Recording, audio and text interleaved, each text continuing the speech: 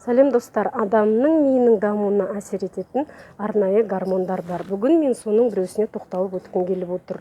Оның бақыт гормоны деп аталады. Бір түрі серотонин дейді. Серотонин адамның миында орналасады. Егер адам миындағы серотонин азайып кетсе, адамның өмірге деген құлшынысы азайып, көңіл күйі түсіп кететін болады.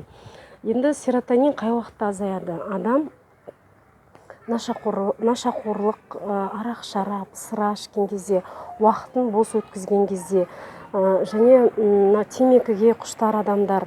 Яғни сіздің тәніңіз неге тәуелді? Тәніңіз қатты тәуелді нәрсе, тіпті қызыл шайдың өзіне тәуелді болатын болсаңыз, кофеге тәуелді болатын болсаңыз, оның өзі серотонинді азайтып жіберуге әсер етеді екен.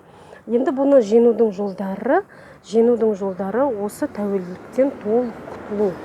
Тәуелділіктен қалай толық құтыламыз?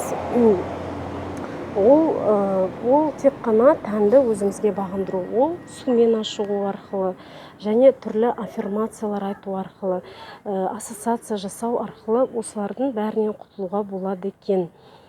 Келесі видеода тағы да толығырақ осы гормондар туралы бөлісетін боламын.